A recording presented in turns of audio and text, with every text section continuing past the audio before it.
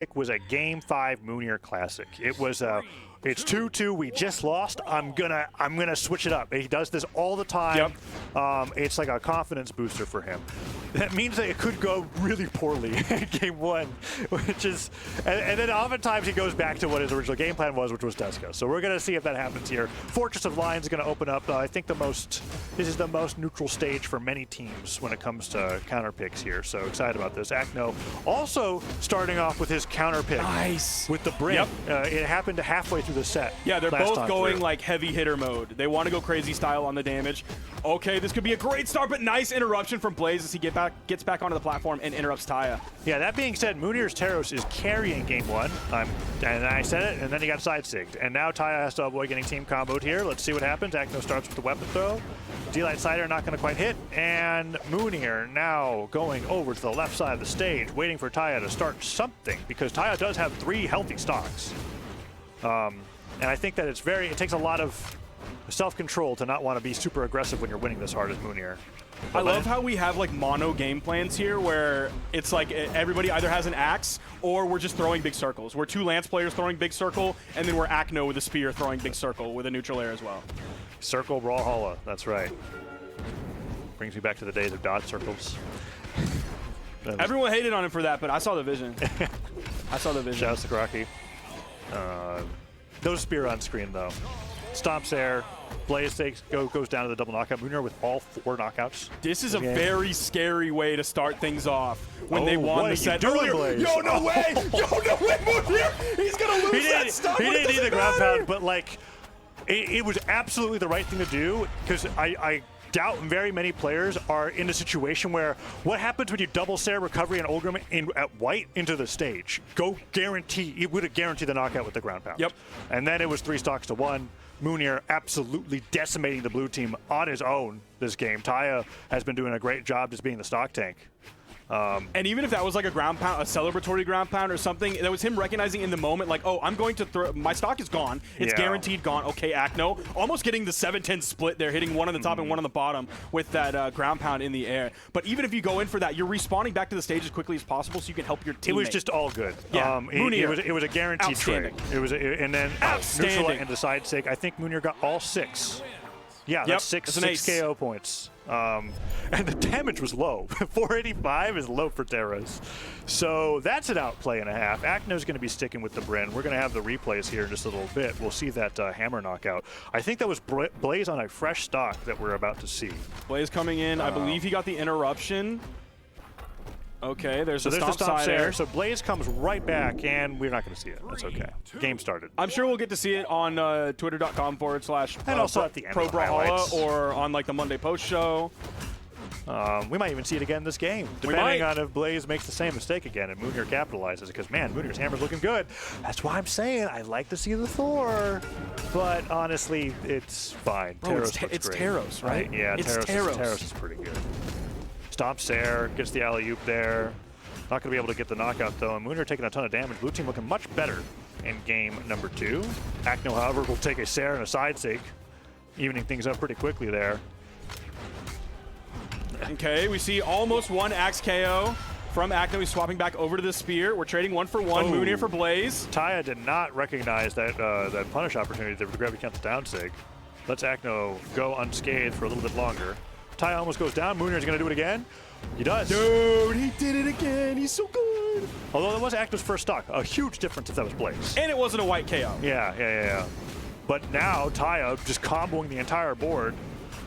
Still on this first stock, finally goes down. Mounir, however, could go down as well. Nice dodge out of that combo. Down air comes through on Blaze, gets the nair, and then TAYA gets the D-Light ground pound. Blaze deleted. Acno could go down too. Yeah. But that axe recovery, while hitting Mounir, does not go unpunished, and Acno is deep red. It looked really scary for Mounir there for a second, but then TAYA came in, got the KO, and then Mounir kept nairing Acno, adding up the damage, therefore leading to that KO right there. And it's 3 stocks to 2. TAYA and Mounir seemingly shocking everybody today. TAYA might be done for. Nice. Okay, and just like that, it's 2 stocks to 2. Shocking everybody, but then Acno and Blaze clutching it where it matters. TAYA goes down in orange to a fantastic edge guard from the blue team. Now Acno on the left side of the stage, and the Mounir and TAYA go back to their game plan. Sidelights getting punished by sidelights. Blaze the one looking the weakest so far, but he does play well in these scenarios. Sidelight Nair comes through. Some more damage on the Acno. Okay, Mounir in trouble. Does he get that ground pound on the Acno? No, he goes right over to help TAYA. Dash lands down, but ends up just getting caught.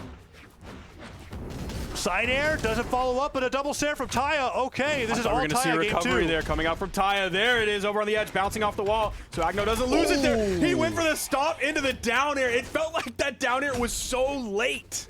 It was a little bit, and I think it was almost a reaction to, like, he didn't want to stare TAYA. Exactly. He was like, what's the one thing I could do here that will knock out my opponent and not ruin the game if it misses?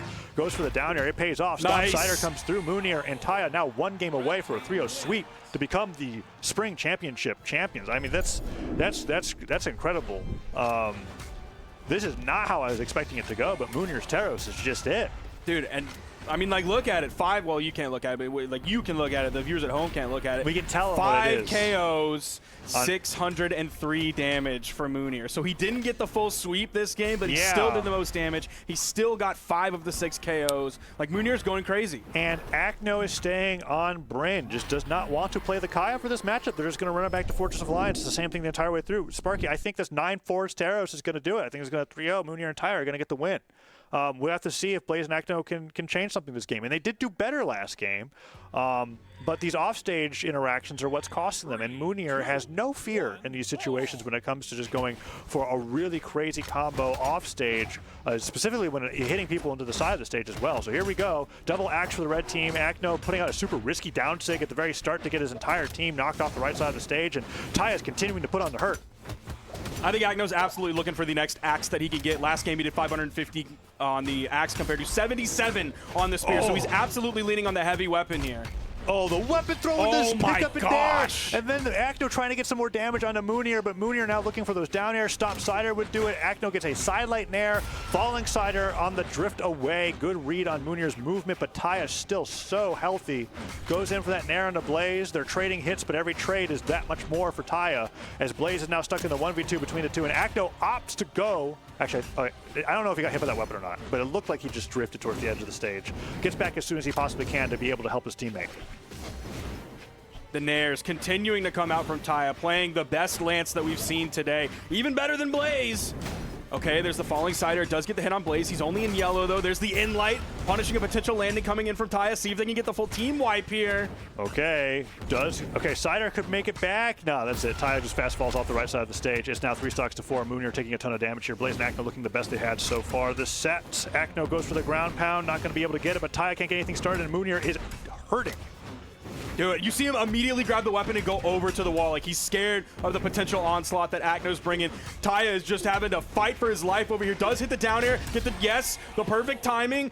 Maybe you could have been a little bit higher to get the spike down from the bottom side of the axe recovery instead of sending off the top. Ooh, the friendly fire on the Blaze. Mounir looking for the recovery to bring him back down to TAYA. Gets the recovery. That's nair into scoop. Okay, that's good damage on the Acno. And the series low on jumps. Acno could be done for. Ground pound sends him flying straight up into the sky.